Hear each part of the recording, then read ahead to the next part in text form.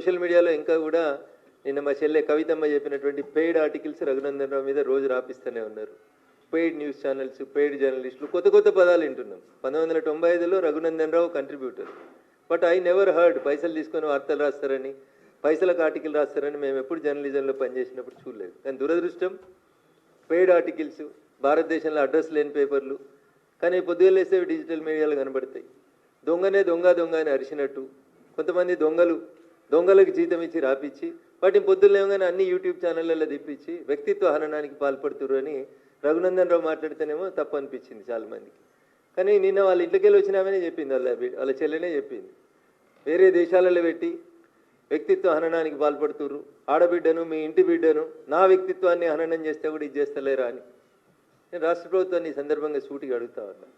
ముఖ్యమంత్రి గారిని వ్యక్తిత్వ హననం చేసిర్రు, నన్ను చేసిర్రు, ఆఖరికి ఆ ఇంట్లోకి వెళ్ళి వచ్చిన ఆడబిడ్డ అని చెప్పుకున్నామే, నిన్న ఆమె చెప్పింది వేరే దేశాలలో పెట్టి వ్యక్తిత్వ హననం చేస్తూ ఉన్నారు, పెయిడ్ బ్యాచ్ల్ని నడిపిస్తున్నారని. కవిత ఎవరిని ఉద్దేశించి పెయిడ్ ఆర్టిస్టులను పెట్టిర్రు, పెయిడ్ బ్యాచ్లు పెట్టి నడిపిస్తున్నారని చెప్తుందో రేవంత్ రెడ్డి గారికి, రాష్ట్ర ముఖ్యమంత్రి గారికి తెలిసే ఉంటుంది. అందుకని ఆ పెయిడ్ ఆర్టిస్టులని, ఆ పెయిడ్ బ్యాచ్ని అందరినీ కూడా వెంటనే కేసులు పెట్టి రిమాండ్ చేయాలని నేను కూడా డిమాండ్ చేస్తా ఉన్నాను. ఎందుకంటే వ్యక్తుల వ్యక్తిత్వాన్ని హననం చేసేటువంటి అధికారం ఆర్టికల్ 19 మీకు ఇవ్వలేదు. ఫ్రీడమ్ ఆఫ్ స్పీచ్, స్వేచ్ఛ మీకు ఉందని చెప్పి మీరు ఎవరి మీద పడితే వాళ్ళ మీద ఏది పడితే అది రాసే అధికారం ఎవరికీ లేదు.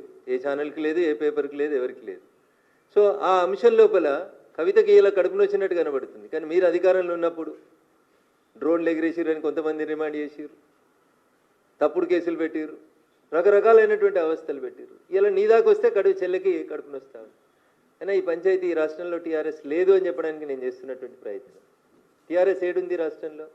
టీఆర్ఎస్ను వద్దని వాళ్ళ నాయననే ముంచేసి బీఆర్ఎస్ చేసేసారు. ఆ బీఆర్ఎస్ను వద్దనుకొని ప్రజలు బీఆర్ఎస్ ఇచ్చారు.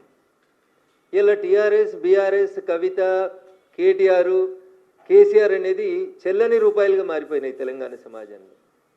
2001 కేసీఆర్ తెలంగాణ ఉద్యమాన్ని ప్రారంభించినప్పుడు 18 నుంచి 35 ఏళ్ళ వయసున్న వాళ్ళంతా జై తెలంగాణ అంటే ఇట్లా పుట్టలు తెచ్చుకొని వచ్చినారు, రోడ్డు మీదకి వచ్చినారు. ఆ ఆవేశాన్ని, ఆ ఆలోచనని 10 సంవత్సరాల మీ పరిపాలన లోపల చంపేసి బిడ్డకో శాఖ, కొడుక్కో శాఖ, నాయనకో శాఖ ఇచ్చి మీది మీరే చేసుకొని, మిమ్మల్ని మీరే పెంచుకొని, మీ ఆస్తులు మీరు పెంచుకొని, మిమ్మల్ని మీరే ఎదుగుదలకు ఉపయోగించుకున్నారు తప్ప తెలంగాణ ప్రజలకు ఏం జరగలేదు.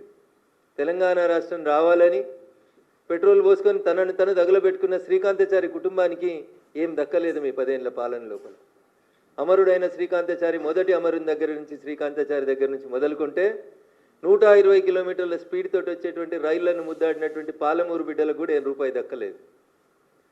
గల్లీలలో వెలువడి తినొత్తలేదు. ఢిల్లీలో ఉన్న యూపీఏ ప్రభుత్వానికి కానీ ఢిల్లీకి పోయి చచ్చిపోయిన మా రంగారెడ్డి జిల్లా యాదిరెడ్డి గారి కుటుంబానికి కూడా ఏం దక్కలేదు.